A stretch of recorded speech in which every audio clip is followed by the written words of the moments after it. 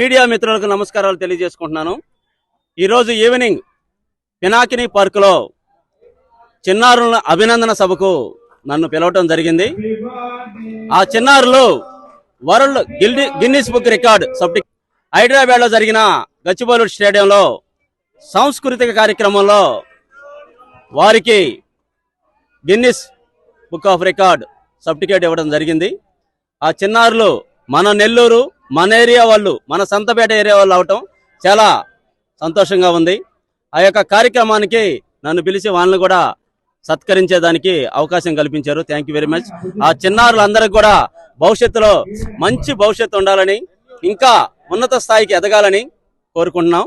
వారి యొక్క నాట్యం కూడా చాలా అద్భుతంగా ఉంది. వారికి కూడా మా పోలీసు డిపార్ట్మెంట్ తరఫున మా అభినందనలు తెలియజేస్తున్నాం. అదేవిధంగా ఇక్కడ విచ్చేసిన పాత్రికేయులు మిగతా అందరికి కూడా నా అభినందనలు. మేము కూడా మా ఏరియాలో లా అండ్ ఆర్డర్ కంట్రోల్ అయ్యే విధంగా విజిబుల్ పోలీసింగ్ ఈవినింగ్ ఈ పినాకిని పార్క్ ఏరియాలో కానీ సరౌండింగ్ ఏరియాలో కానీ మేము ఎప్పుడు విజిబుల్గా తిరుగుతూ నేరాలు జరగకుండా చిన్నారులకు కానీ ఆడవాళ్ళకి కానీ రక్షణ కల్పిస్తూ మేము ఎల్లవేళలా 24/7 అందుబాటులో మేము విజిబుల్ గా ఉంటామని మీ అందరికి కూడా పత్రికా ముఖంగా తెలియజేస్తున్నా. Thank you very much.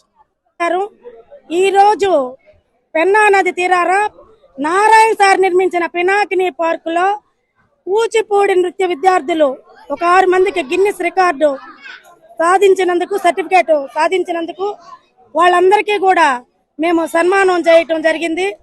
వాస్తవంగా నారాయణ సార్ గతంలో తెలుగుదేశం పార్టీ ఉన్నప్పుడు 45 పార్కులు అభివృద్ధి చేశారు. అందులో ఒకటి ఈ పినాకిని పార్క్. అయితే ఈ 5 సంవత్సరాలు నిర్వీర్యం అయిపోయింది. కానీ మరలా తెలుగుదేశం వచ్చాక ఇంకా ఎక్కువ పార్కుల్ని అభివృద్ధి చేస్తూ, అలాగే మున్సిపల్ శాఖ గ్రౌండ్లుంటే అవి అభివృద్ధి చేస్తూ, రోడ్లు వెడల్పు చేస్తూ, ఎండ్ టు ఎండ్ రోడ్డు వేస్తూ, అండర్ డ్రైనేజ్ వేస్తూ అభివృద్ధితో ముందుకు కొనసాగిపోతున్నారు.